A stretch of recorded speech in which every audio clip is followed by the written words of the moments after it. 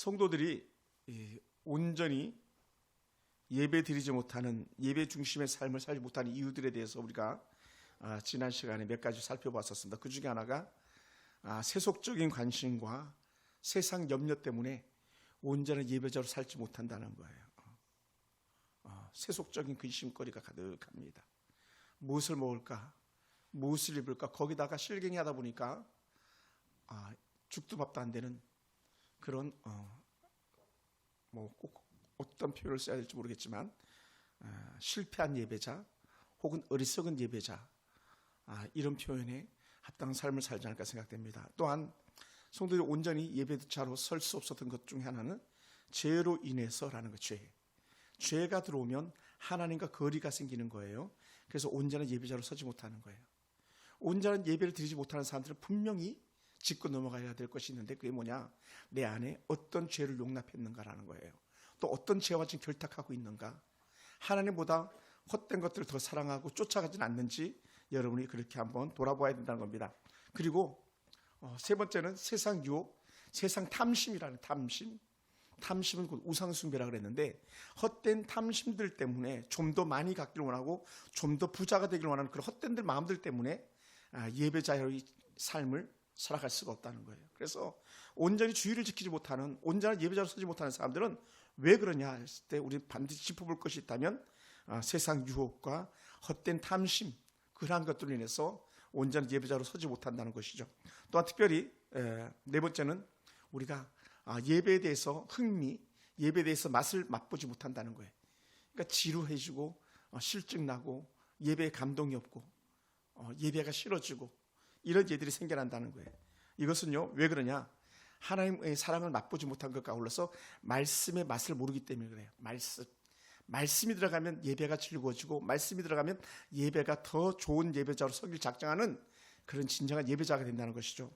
그리고 또 다른 하나는 예배에 대한 오해와 부족함입니다.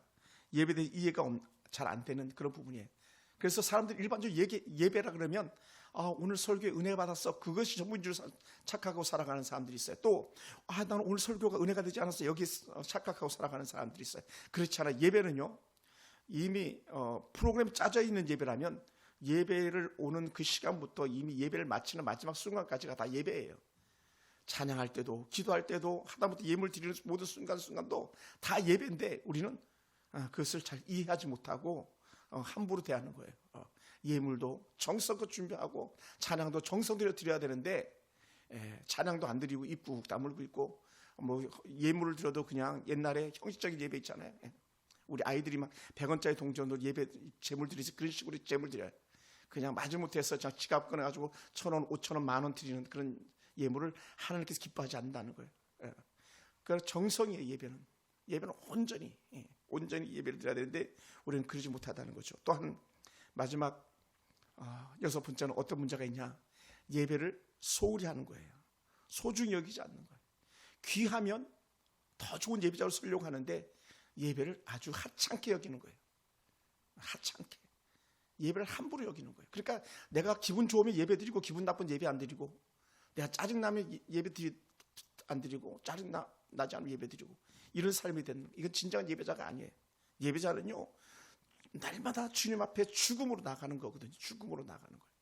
예수님께서 십자가에 죽음으로 나가시는 것처럼 모든 예배자는 지금 우리가 당장 죽는 것이 아니지만 그럼에도 불구하고 죽음으로 나가는 그런 거룩한 결단이 예배자에게 있어야 되는 것이죠. 오늘 저와 여러분 삶 속에서 그러한 은혜가 있는지 한번 살펴보시기 바랍니다. 그래서 오늘 사도 바울이 뭐라고 표현했냐면 거룩한 산 제물이 된 예배, 그런 예배를 드려라 라고. 구약시대 때는요, 제사를 기본적으로 두 가지 종류로 드렸습니다. 하나는 속죄제고 하나는 화목제입니다. 속죄제는 내 죄에 대해서 분명한 목적을 가지고 죄 용서함을 얻기 위해서 드려지는 제사예요. 속죄. 그래서 속죄제를 드림으로 내 죄가 깨끗하게 되는 거죠. 깨끗하게. 우리가 목욕을 하면 몸이 깨끗해지는 것처럼 이 속죄제를 통해서 우리의 죄가 말갛게 씻겨짐을 반복하는 거예요. 또 다른 하나는 화목제입니다. 이 죄의 문제가 해결되면 어떤 관계가 회복되냐면 하나님과 우리 관계가 회복되는 거예요. 그래서 화목제물을 드리는 거예요. 화목제물. 화목제물은요 너무 좋은 건데 그게 뭐냐, 우리가 주일날 예배가 끝나고 같이 밥을 먹잖아요. 그 밥을 먹는 게 화목제물에 대한 제물을 먹는 거예요. 그러니까 밥 안 먹으면 안 돼 사실은. 근데 많은 교회들이 막 코로나 때 밥 못 먹었잖아요. 이거는요 사단이 하는 그런 방해거리였죠. 왜냐하면 화목제는요 하나님과 우리 관계가 회복된 거 아울러서 함께 먹음으로 성도와 성도 관계가 회복되는 거예요. 이게 화목제예요. 그래서 속죄제가 따라가면 반대 그 뒤에 뭐가 따라간다? 화목제가 따라간다. 할렐루야. 그래서 우리는 교회 안에서 꼭 죄 용서에 대한 속죄제는 뭐냐? 회개함이 있어야 되는 거예요. 회개. 따라해서 회개합시다. 죄에 대해서 모르니까 회개조차도 없는 거예요. 그래서 철저한 회개가 필요해요. 사실은요. 거듭난 사람, 하나님 앞에서 구원받은 사람들이 가지고 있는 영적 특징이 뭐냐? 자신의 죄를 깨닫고 죄를 회개하는 거예요. 근데 이게 무지하면요 죄를 짓고도 죄인 줄 모르는 거예요. 또 그 죄를 또 져요. 그렇게 하면 안 돼요. 그건 진정한 예배자가 아니에요. 그래서 구약에도 보면 죄를 습관처럼 밥 먹듯이 먹는다 그런 경우도 있어요. 그래서는 안 되는 거예요. 따라합시다. 예배자는 죄를 단호하게 끊습니다. 할렐루야. 이게 우리 삶 가운데 필요한 거예요. 근데 우리는 사실 거기에 대해서 잘 회개하지 못해요. 주일날 예배자로 와 있는데 사람들과 막 다투고 분내고 그런 상황에서 예배드리면서 회개하지 않는 것들, 예를 들어서 그래서는 안 돼요. 삶 속에서 거칠게 살았던 그런 삶을 회개해야 되는데 회개하지 않는 거, 이건요 속죄제를 드려야 되는 상황에서 속죄제가 드려지지 않는 거예요. 그러면 뭐가 안 되냐? 하나님과 우리 관계가 화목하지 않아요. 화목제가 드려지지 않는 거예요. 그래서 우리는 항상 회개하라.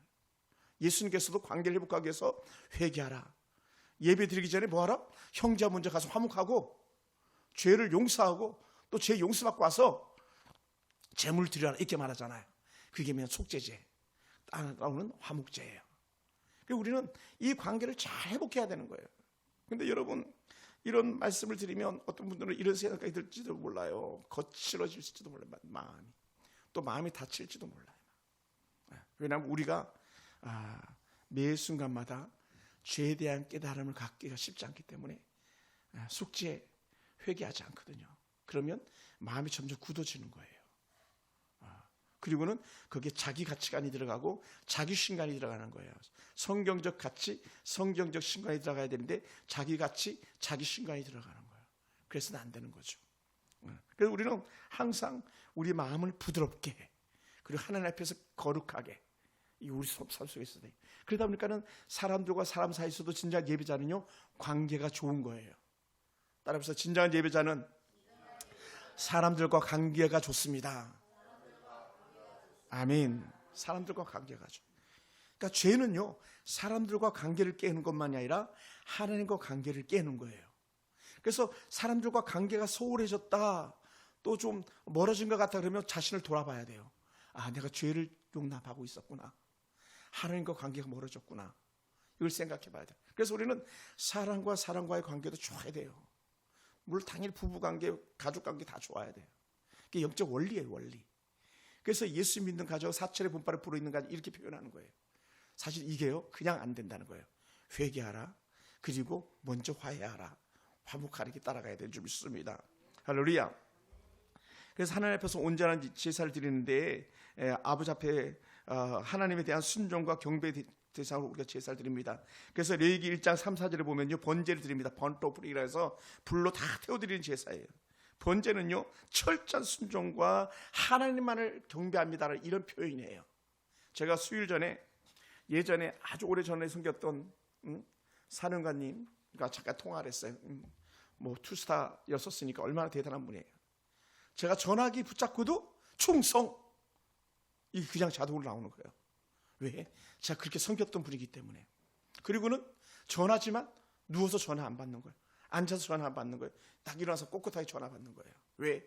그분에 대한 예의, 그분에 대한 기본이 내 안에 배어 있기 때문에요. 여러분, 예배자는요 하나님을 그렇게 여겨야 되는 거예요. 하나님을 함부로 대하면 안 되는 거예요. 하나님을 함부로 대하면 안 돼요.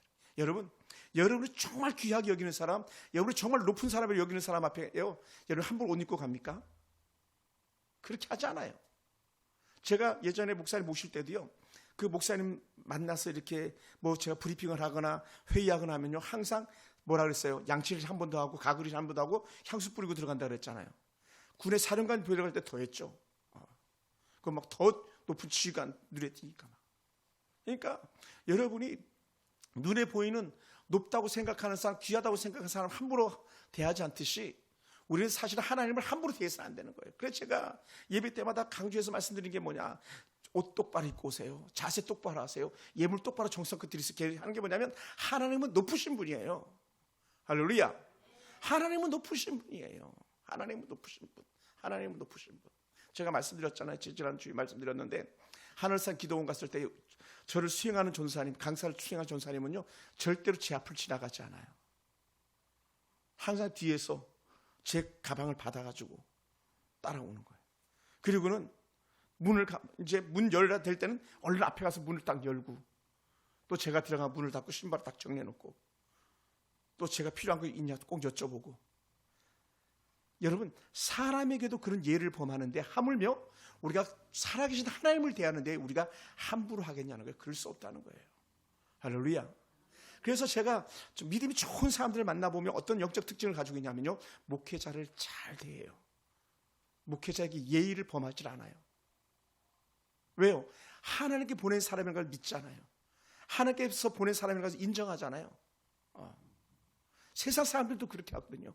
하물며 예수 믿는 사람이 하나님의 사람을 함부로 대한다? 절대 그러지 않아요. 여러분, 정말 그런가 안 그런가 한번 읽어보세요. 열왕기상, 열왕기하에 쭉 읽다 보면 엘리사라는 선지자 다음에가 그 전에가 엘리야고, 엘리야 다음에가 엘리사 선지자인데, 엘리사 선지자가요 대머리였어요. 근데 대머리 선지자라고 막 애들이 놀렸어요. 애들이 막 놀렸어요. 하나님께서 그걸 어떻게 하셨냐? 암코 보내가지고 그 애들 다 무릎 뜯어 죽여버렸어요. 아니 놀릴 수도 있지. 그래서 뭐 우리 애들도 저 가끔 놀릴 때도 있잖아요. 여러분 잘 놀리잖아요. 우리 여러분들은 아니지만 우리 교회 성도들도 신목사님 가지고 막 잘 놀리잖아요. 가끔 놀릴 사람 있어요. 아주 기분 나빠요. 그럴 때는요. 정말 불편할 때가 있어요. 근데요, 만약에 구약 시대 때라면 암콤이 나와가지고 다 물어뜯어 죽였을지도 몰라요. 그러지 않는 게 다행이죠.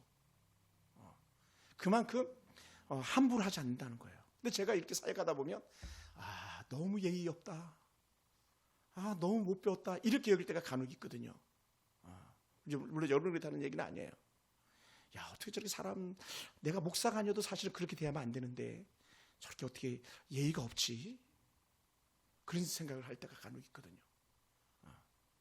여러분, 하나님 앞에서는요 경배라는 것 자체가 온전한 무례예요. 지금도 살아계신 그 권사님이신데, 그 권사님이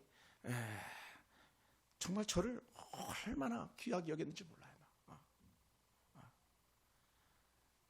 너무 잘 배운 사람이에요. 너무너무 똑똑한 사람이에요. 서울에서 엘리트였어요. 그런 권사님도 나이가 막 100발이 허연 권사님인데도 불구하고 뭐를 하나를 주셔도 정성을 다해서 내밀었던 그런 할머니 권사님이셨어요. 그리고는 당신 나이도 70 넘었음에도 불구하고 그 노인 어르신들을 갖다가 막 점심 때마다 목장 예배 드리잖아요. 그분이 밥을 의왕에서 수소까지 싸들고 오는 거예요. 반찬까지 다 해가지고 밥을 해가지고, 교회에서 우리는 해먹잖아요. 거기 그렇게 안 하거든요. 그러니까 수요일날 밥을 다 해갖고 반찬까지 해가지고 그 할머니들 할아버지들 약 10명 가까이 되는 분들을 식사를 공개를 다 하는 거예요. 그리고 설거지 다 하고. 너무 귀한 분이시죠. 왜? 하나님이 나를 사랑하시고 하나님이 나를 구원하셨던 그 영적 확신 때문에 그 감격이 그대로 누구에게 나가면 성도들에게 나가고 섬김으로 나가는 거예요. 예배자는요, 삶 속에서 진정한 예배자 열매가 드러나는 줄 믿습니다. 할렐루야. 절대로 함부로 하지 않습니다.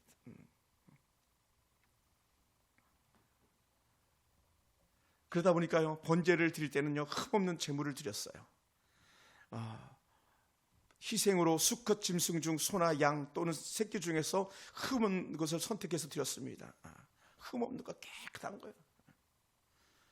근데 이게 후에 남유다가 멸망을, 그때는 어떻게 되는지 아세요? 눈먼 것, 다리 저는 것, 문제 있는 것, 이런 짐승을 드렸어요. 하나님을 무시하니까요 재물도 무시되어지는 거예요. 예배에 대한 가치관이 다 붕괴되어 버리는 거죠. 안식일에 대한 가치관이 붕괴돼 버리는 거예요. 그러다 결국 어떻게 되냐? 다 망해버리고 만 거예요.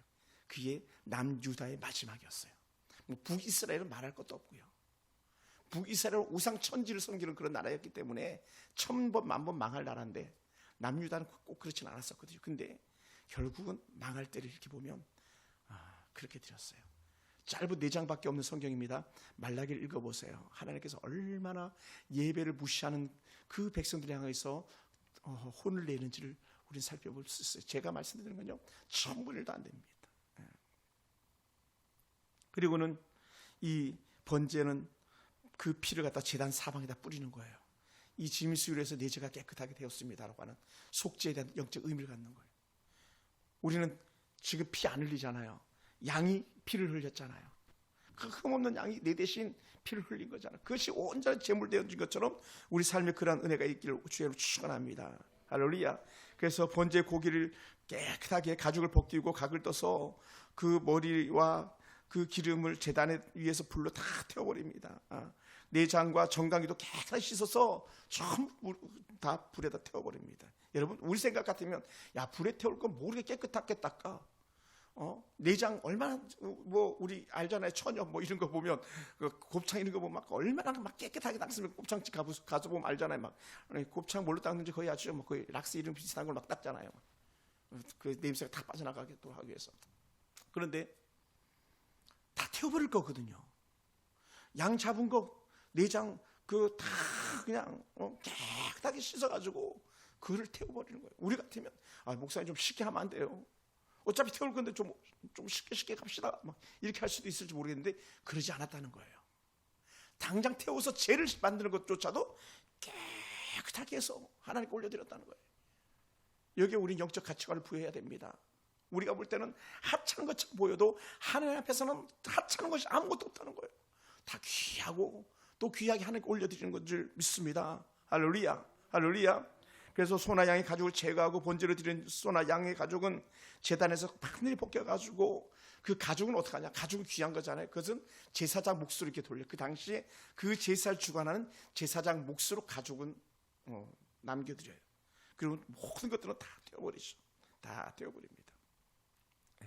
왜 이렇게 하는가? 이것은요, 하나님과의 관계를 온전히 유지하고 하나님께서 내 생명의 주관자입니다라고 하는 철저한 순종의 마음으로 이렇게 하는 거예요. 여러분 속에 그런 마음이 있습니까? 하나님께서 지금 내 명주를 잡고 있는 분입니다. 하나님께 나를 죽이고 살리시는 분입니다라고 하는 그런 생각을 가지고 계신 분입니까? 그런 사람이라면요, 우리는 정말 멋지게 하나님 앞에 예배드릴 수 있어요. 할렐루야. 그런 영적 가치관이 여러분 가운데 생겨나기 원합니다. 내가 뭐 그냥 내 마음대로지 뭐 이렇게 하면 안 된다는 거예요. 우리 정성을 다해서 예배가 돼야 됩니다. 그래서 하나님과의 거룩함을 잘 유지해야 됩니다. 관계를 잘 유지해야 됩니다. 할렐루야. 또 예수님께서는요, 소나 양으로 드리던 미완성 예배를 자신의 몸으로 직접 제물로 내드렸어요. 예수님께서 직접 제물. 그래서 우리가 읽었던 1절에 이는 너희가 드릴 영적 예배다 이런 말씀인데, 영적인 예배라는 자체가 하나님께서 받으시는 합리적인 우리의 가치관에 딱 맞는 그런 예배라는 거. 하나님 앞에서 온전히 드려지는 예배다. 온전히 깨끗한 그 자체. 그러니까 이 영적 예배 자체가 우리가 완전한 신령한 모습, 깨끗한 모습을 하나님께 예배드린다는 거예요. 여기에 불순물이 섞여서 안 되는 그런 마음을 가지고 드리는 예배입니다. 그래서 우리 삶이 예배자로서 제대로 살면서 예배 드릴 때에 하나님과의 교통이 온전히 이루어짐을 믿습니다. 그래서 오늘 우리가 바라보는 영적 예배란 한 가지 더 추가해서 그게 뭐냐? 바로 우리 삶 자체가 예배자의 모습을 살아내는 거예요. 할렐루야. 집에서든 직장에서든 시장바닥에서든 어디서든 우리는 모든 상황 속에서 지금 내가 하나님을 대면하듯이 그렇게 예배 드리는 거예요. 그렇게 함부로 하지 않는 거죠. 만약 옆에 있는 성도가 하나님처럼 귀하게 여기신다면 함부로 대하지 않습니다. 자식이 하나님처럼 귀하게 여기신다면 우리 함부로 대할 수가 없습니다. 근데 우리는 어떻게 돼요?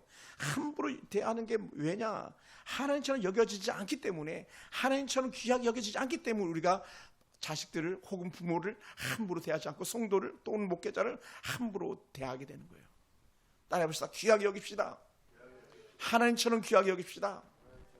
할렐루야.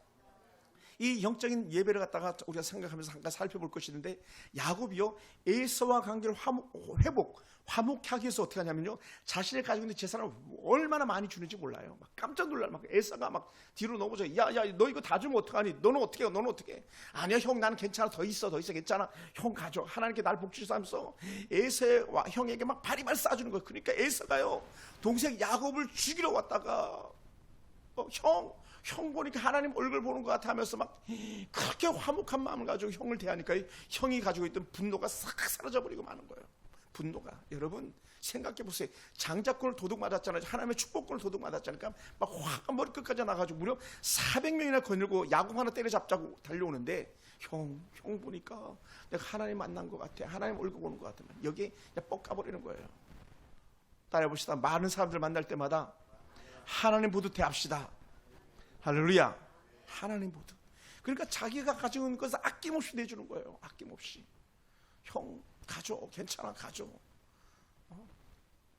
오늘 우리 삶 속에 진정한 예배자의 삶은 그거예요. 우리는 반대로 어떻습니까? 일반적으로 우리 속에 있는 악한 죄성은 내 걸 절대로 풀지 않죠.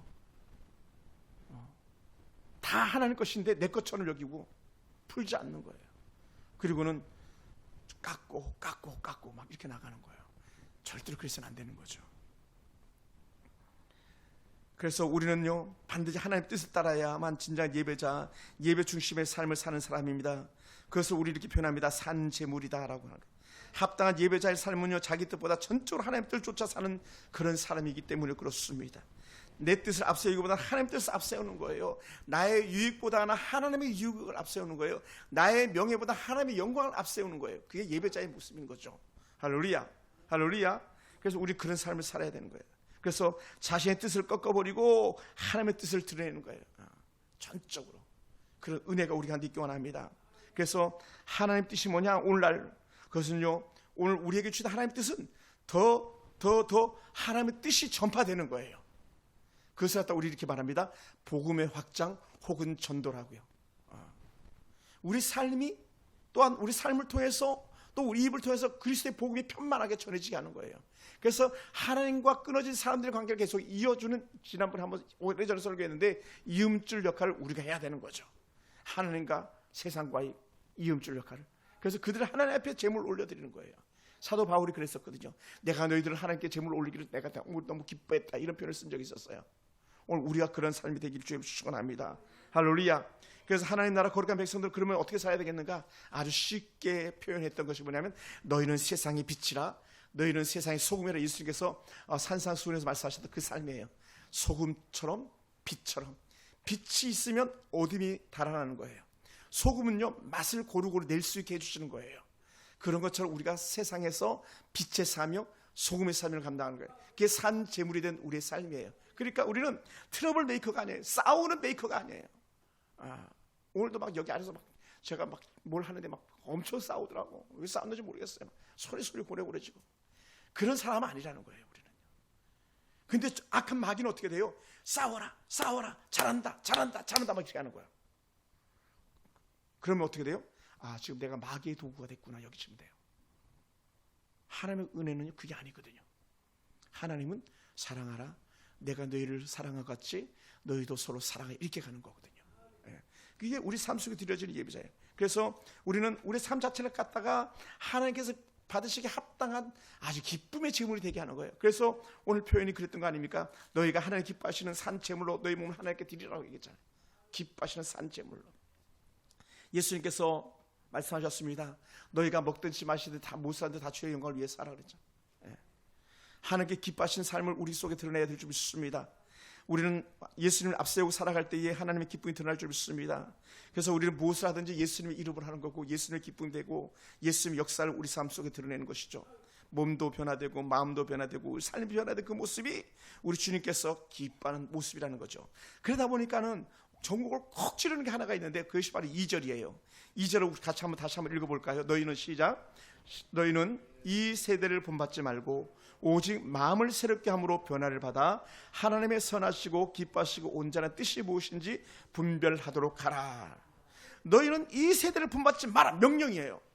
야, 너 그렇게 하면 안 돼. 너 그렇게 하면 안 돼. 야, 아니야. 근데 이제 우리는 어떻게 말합니까? 아, 목사님 다 그렇게 해요. 아, 남들 다 그렇게 한다니까요. 아니야, 그렇게 하면 안 돼. 우리의 기준은 뭐다? 성경이다, 말씀이다. 그러니까 세상 사람처럼 살면 안 된다는 거예요. 할렐루야. 여기에 우리는 항상 갈등해야 됩니다. 갈등. 우리 서울이라는 이곳에 살면서 갈등해야 되는 거예요. 하나님, 이 서울이라는 세상에서 살면서 예수 안 믿는 자들과 같이 행동해서는 안 되겠는데 어찌하면 좋습니까? 그때 깨달음을 주시는 거예요. 다른 거죠. 다름. 세상 사람과 다름. 세상 가치관과 다름. 물질과는 달라야 됩니다. 명예관 달라야 됩니다. 삶의 가치관 달라야 됩니다. 인생 결혼관 달라야 됩니다. 다 달라야 돼요. 교육관 다 달라야 돼요. 세상 사람처럼 생각하면 안 돼요. 세상 사람들은 몇 년 살아보고 우리 혼인신고하자면 이렇게 나가잖아요. 그렇게 하면 안 돼요. 우리 교회 왔던 안수집사님 앞에서 제가 대놓고 한번 실수한 적이 있었어요. 뭐 실수 아닌 실수였습니다만은 조강 지쳐버리면 안 된다고. 그 다음부터 그 부부가 교회 떠났어요. 제가 아차 했어요. 순간적으로. 그래도 뭐 할 수 없어요. 버리면 안 되잖아요. 이혼도 안 하고 다른 사람하고 같이 살면 안 되잖아요. 근데 우리는요, 교회 안에서도 그걸 너무 쉽게 용납해버리고 마는 거예요. 그게 잘못한 거예요. 그래서 안 돼요. 그게 바로 세상관. 야, 살아보고 하지 뭐. 요새 뭐 성적 취향이 맞는지, 삶의 취향이 맞는지, 정말 얘기했던 대로 그들의 가정의 문제가 그런지 막 그러면서 혼인신고 나중에 한다 그러잖아요. 그건 세상 사람들이 하는, 그렇게 하면 안 돼요. 요즘은 야, 살림부터 먼저 한다더라, 애가 혼수품이라더라. 이건 세상 가치관이지 하나님 나라 가치관이 아니에요. 그래서 안 되는 거거든요. 근데 우리 거기에 절여들어 있어요. 당연한 것처럼 여겨지는 거예요. 절대로 그래서는 안 됩니다. 그걸 갖다가 출애굽기에서 계속적으로 했던 말이 뭐냐면, 너희가 가나안 땅 들어갈 텐데 그때 너희 그렇게 하면 안 돼. 그렇게 살아서는 안 되라고 말했어요. 그 사람들처럼 그들의 문화나 그들의 간섭을 쫓아가서 안 되고 그들의 신들을 쫓아가서는 안 돼. 막 이게 두고 계속 그 얘기했던 거예요. 하나님께서 모세에게, 또 모세는 그 백성에게. 그런데 어떻게 정말로 가나안 땅 들어가 보니까 이방 것들이 좋아 보인 거예요. 막 깜짝 놀라는 거예요. 그게 아니라는 거죠.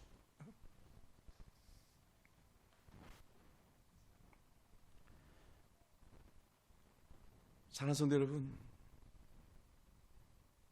때로는요, 이런 말이 불편할 수도 있어요.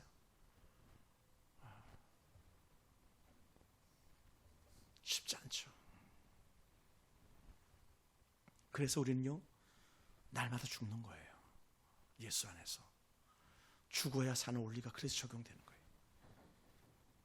여러분, 저도 쉽지 않고요, 여러분도 쉽지 않습니다. 그래서 우리 매일 죽음의 결단이 필요한 거예요. 왜냐하면 세상은요, 쉬운 거, 편한 걸 요구하거든요. 세상은요, 내가 좀 더 많이 갖는 걸 요구하거든요. 그러니 뭐 11조 다 떼어먹고 헌금 제대로 안 하고 주일 성수 안 해도 죄책감이 전혀 없는 거예요. 왜? 다 남들 그렇게 하는 거잖아요. 막 요새 인터넷 유튜브 들어보면 막 가짜 목사들도 많잖아요. 잘못됐어 목사. 자기들은 막 돈 연봉을 몇 억씩 받아가면서 직장 다니고 몇 억씩 받는 어렸던 교수 목사가 얘기하는 거예요. 헌금 안 해도 된다고. 자기 부인은 큰 출판사 대표 이사인데 자기를 이미 벌어놓은 돈만 해도 막 넘치니까는 목사들이 살을 많이 받는다 막 이런 헛소리를 해대고 하는 그런 거에 귀가 솔깃해가지고 다 그런 줄 알고 착각하는데 그러지 않아요. 절대로 그렇지 않아요. 절대로 속아서는 안 됩니다. 세상 것 속아서는 안 돼요. 여러분 삶도 속아서는 안 돼요.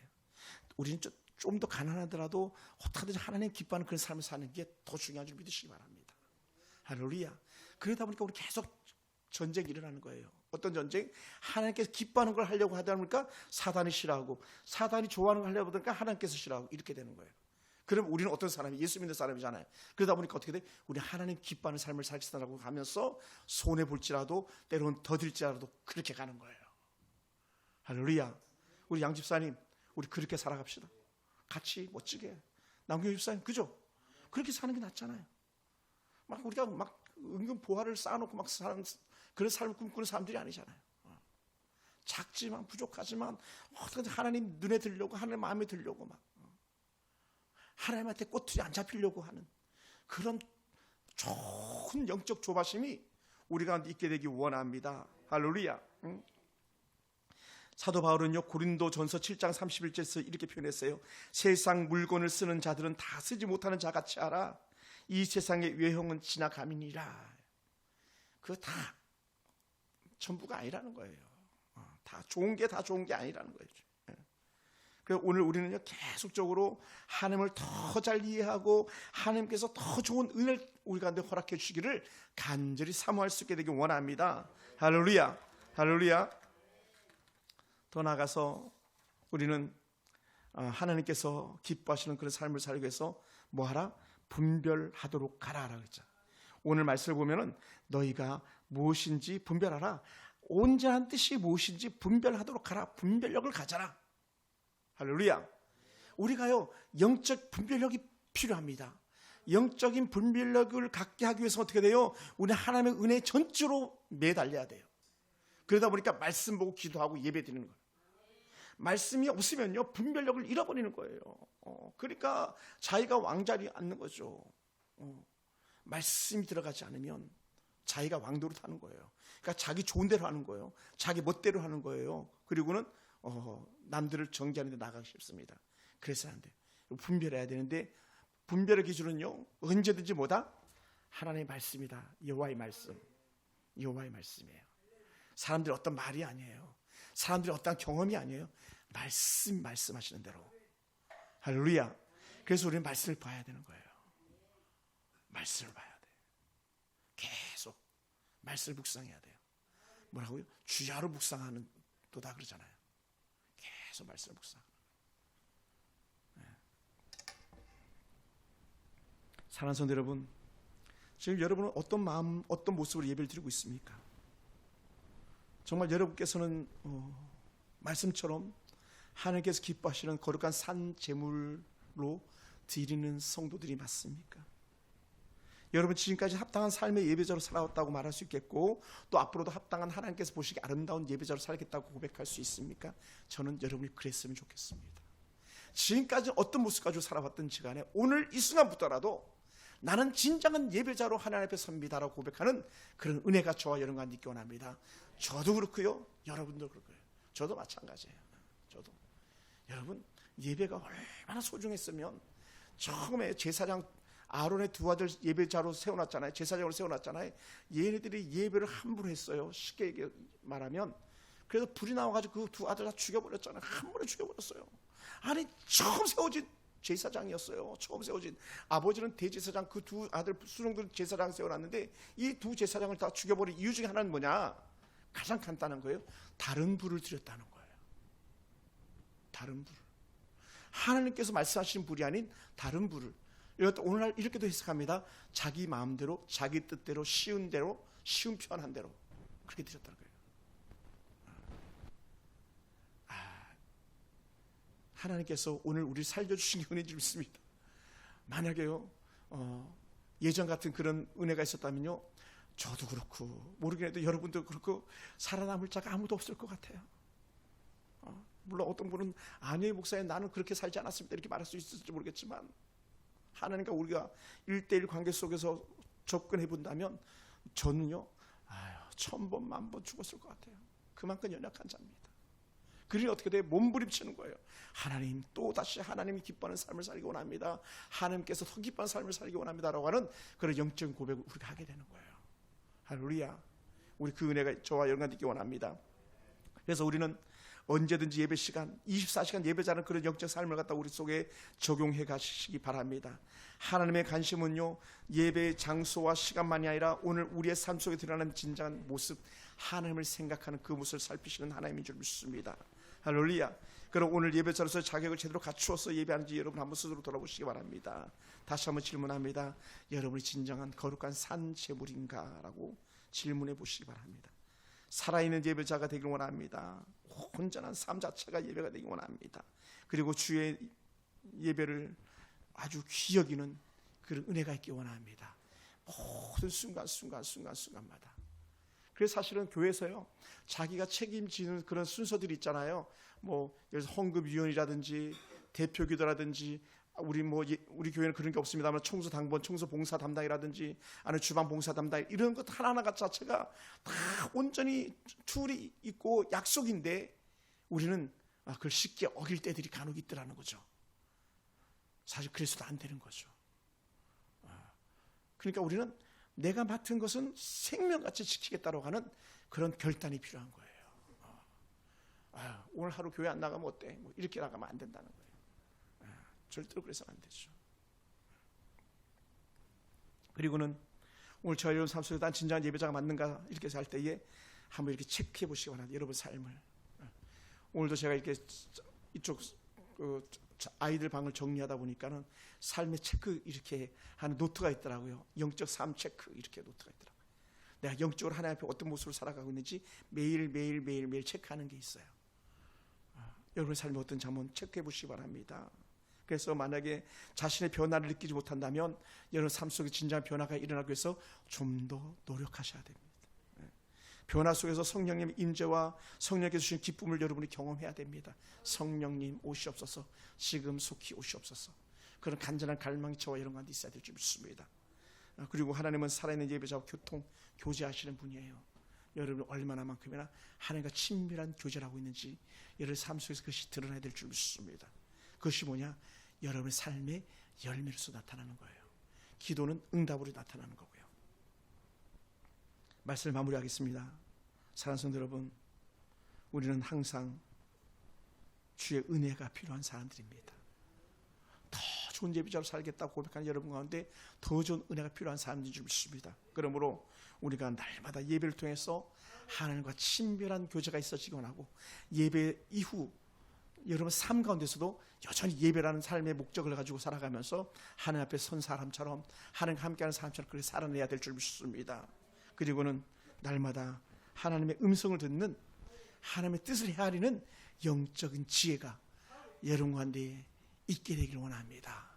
제가 사령관님 만날 때에, 제가 담임 목사를 만날 때 함부로 대하지 않듯이 여러분이 하나님 앞에 함부로 대하지 않는 그러한 은혜가 여러분 가운데 있기를 주여 축원합니다. 기도하겠습니다.